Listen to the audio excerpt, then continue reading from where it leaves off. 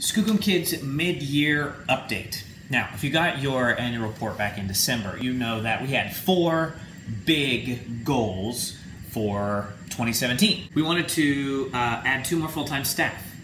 We're halfway to that goal. Kyle joined us last month, and we'll probably post another job sometime later this summer.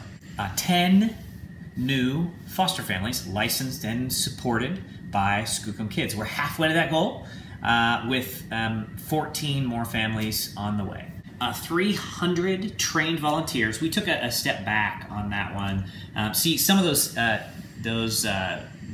new foster homes are filled with people who used to be Skookum Kids volunteers, which that's good news. You know, it's good news whenever a volunteer chooses to become a foster parent. That's a success. But we miss those folks in the house. So we have some work to do on that front. And finally, it was our goal to acquire a facility to house our new programs.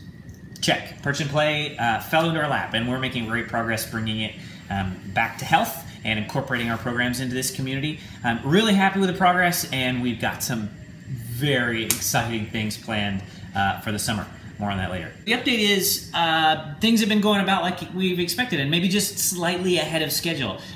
Problems that we have are what I like to call uptown problems. They're the problems of growth, the problems that many other charities wish that they had.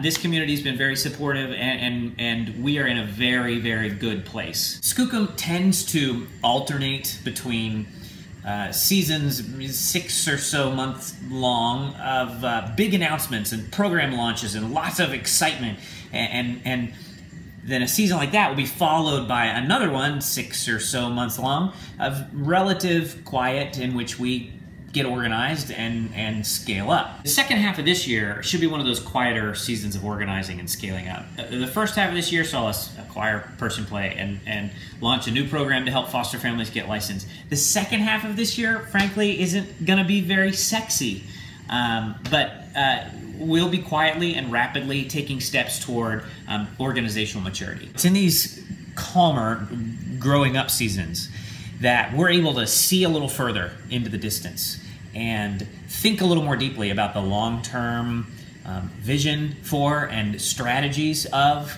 Skookum Kids. So that's what I want to talk about next week.